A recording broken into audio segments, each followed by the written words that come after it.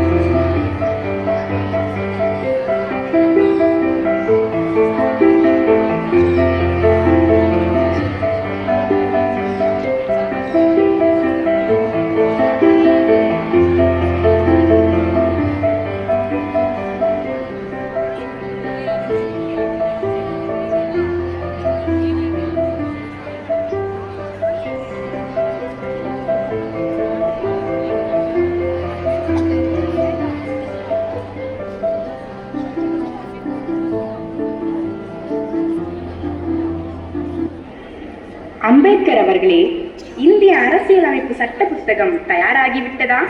ஆம், தயாராக உள்ளது. சுமார் 2 ஆண்டுகள் 11 மாதங்கள் மற்றும் 18 நாட்கள் அம்பேத்கர் மற்றும் அவரது குழுவினரில் இரவு பகல் பாராத கடின உழைப்பாயிற்றே. மிக்க நன்றி நேருவர்களே. இது ஒரு மிகப்பெரிய பொறுப்பு. உலகில் உள்ள சிறந்த அரசியலமைப்புகளை ஆய்வு செய்து இந்திய மண்ணுக்கு ஏற்ற சிறந்த சட்டத்தை உருவாக்கியுள்ளோம். குறிப்பாக நம் இந்திய மக்களுக்கான 6 அடிப்படை உரிமைகளும் கடமைகளும் உறுதி செய்யப்பட்டுள்ளது. அடிப்படை உரிமைகள் பற்றி தாங்கள் என்ன நினைக்கிறீர்கள்?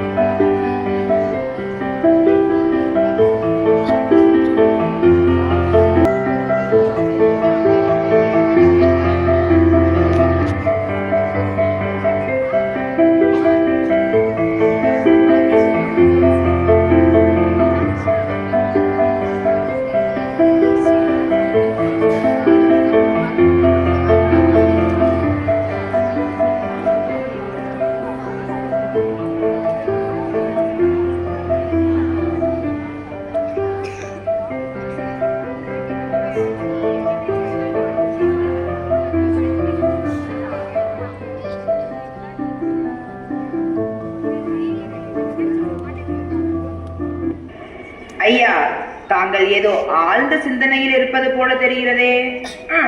அடிப்படை உரிமைகள் பற்றி கேட்டீர்கள் அல்லவா? அது என்னை என் மாணவ பருவத்திற்கே அழைத்து சென்று விட்டது.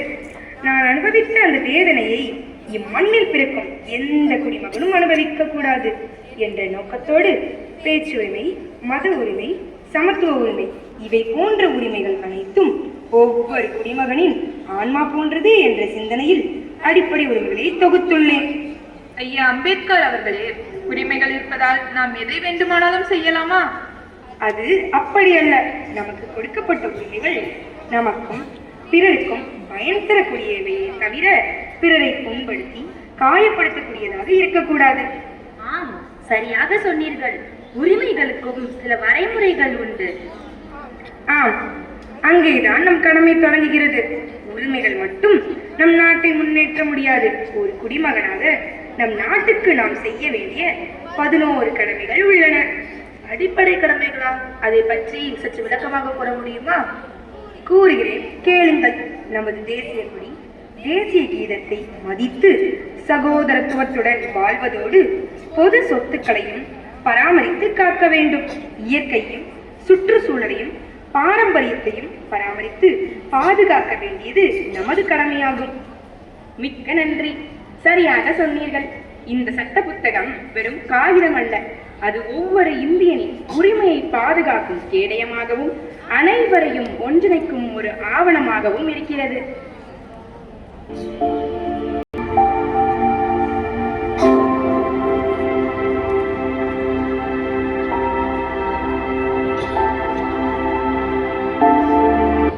இப்ப புரியுது மிஸ். எனக்கு விளையாட உரிமை இருக்கு, ஆனா அதே சமயம் கிரவுண்டை சுத்தமா வச்சுக்கிறதும் என்னோட கடமை தானே. ஆமா மிஸ், கடவுள் நமக்கு கொடையாக கொடுத்திருக்கிற இயற்கையை தேவைக்கு பயன்படுத்தி அதை அடுத்த தலைமுறையினருக்கு கொடுக்கறது நமது கடமைங்கிறத நல்லா தெரிஞ்சுக்கிட்டேன் மிஸ். மிஸ், இயற்கையை பாதுகாக்க நான் இனிமே பிளாஸ்டிக் பொருட்களை பயன்படுத்த மாட்டேன்.